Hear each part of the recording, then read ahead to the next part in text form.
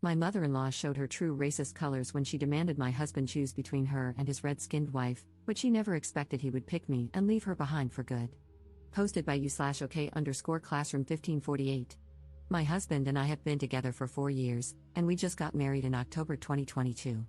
He's amazing, quite literally the man of my dreams, and I have an amazing life with him now. My parents and the rest of my family love him. I'm Native American and have a really big family, and he comes to family events, holidays, cookouts, etc., and I haven't heard a single member of my family say they didn't like him. My husband's family is very small.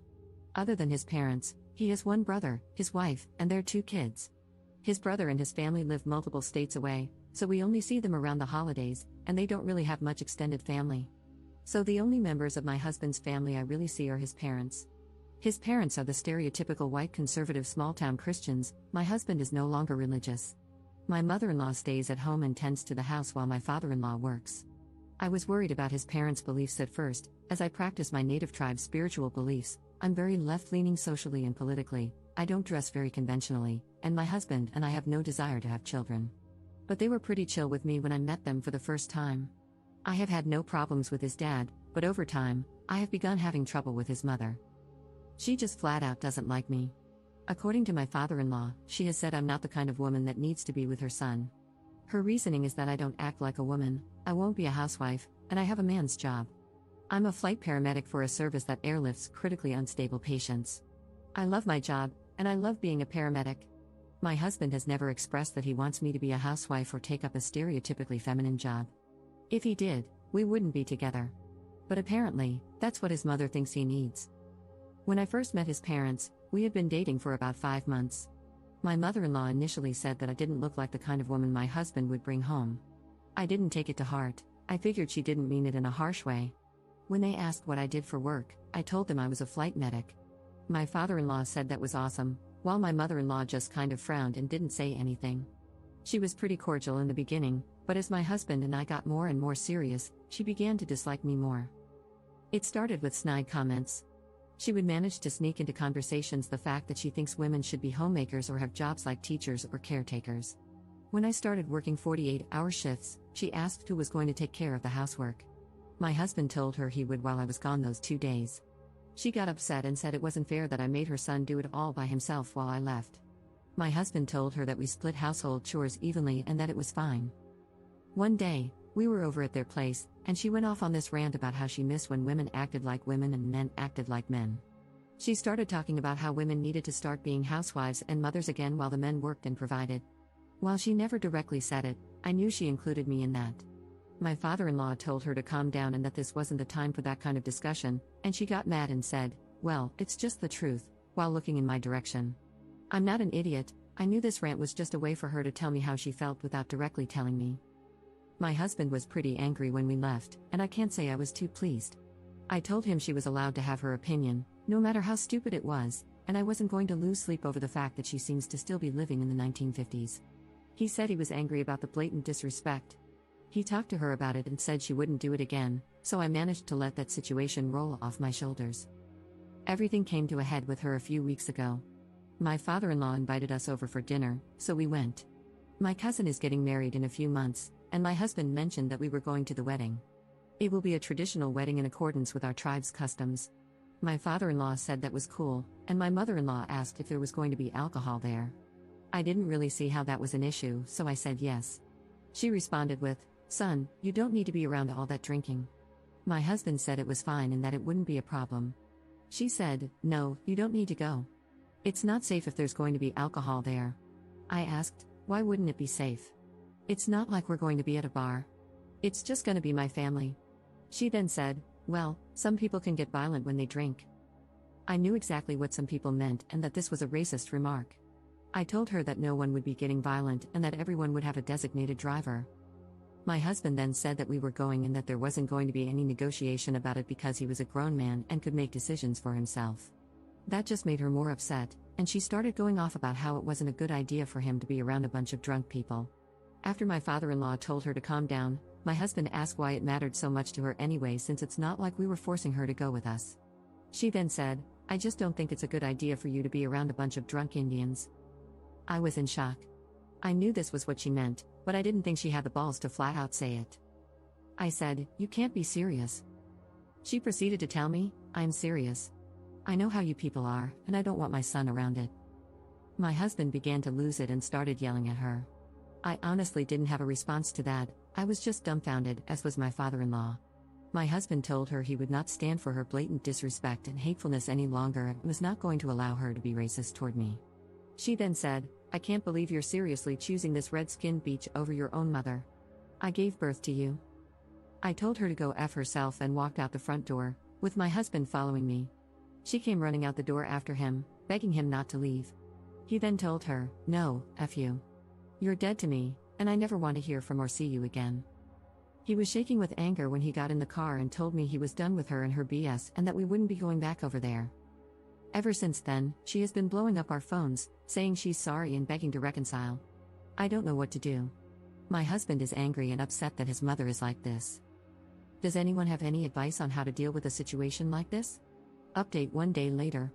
Hello again. This is a follow-up/update to my post about my mother-in-law being racist and calling me a slur. There is a little more to my story that I couldn't fit into the original post. The reason I didn't have much of an adverse reaction to her words is because, sadly, these are things I've heard my whole life. I'm not white passing, and you can take one look at me and tell I'm native. I think what shocked so many people about what my mother-in-law said is that many believe explicit racism like that is a thing of the past when, in reality, it is still very much alive in the minds of some. After the incident took place, my husband and I went home, and my mother-in-law tried to call and text both of us to beg for forgiveness. She told us she was sorry and wanted to make amends. I blocked her, and my husband told her to leave him alone until he and I worked through this. My husband also told his brother about the situation, and he was horrified as well. My father-in-law also contacted us and said he was sorry for what had happened.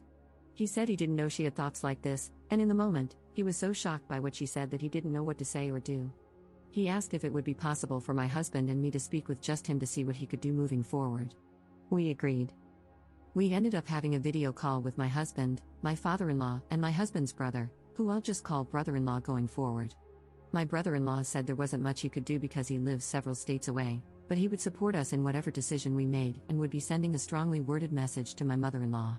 My father-in-law was very emotional about the situation and said he didn't want to lose his son over what my mother-in-law said and that he would do anything to maintain contact with my husband. He was so upset and confused as to why she thought the way she did and why it was all coming out now. I said that she may have always felt this way, but because they live, and have always lived, in predominantly white communities, I was the first person she knew to take it out on. Everyone agreed with that. My father-in-law said he wanted to suggest that she go to therapy or some sort of counseling to work through these feelings and that he planned to tell her she had a choice, either seek help to change her narrow view of the world or lose both her son and him.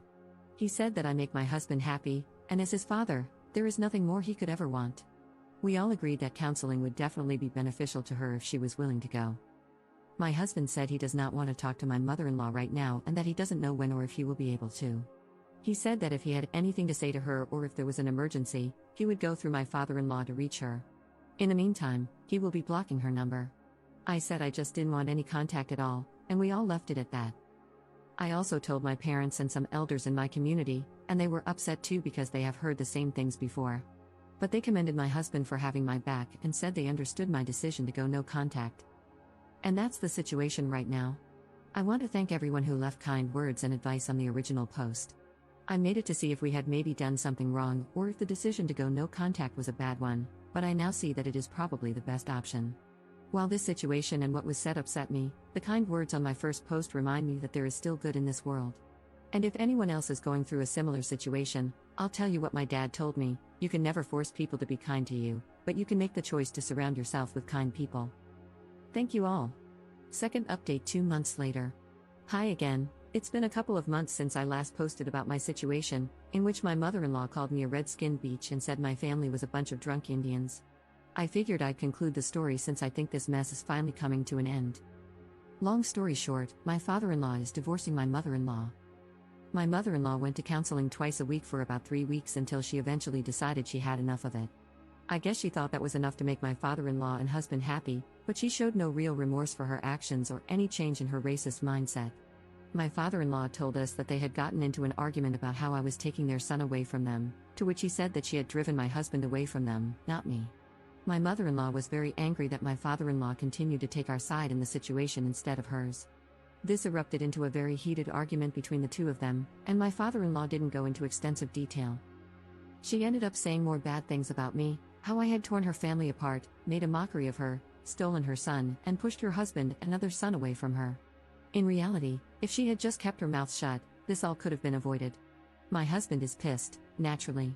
I can't say I feel much emotion about it, though. I feel bad for my husband and his family, as they are losing contact with their mother and wife.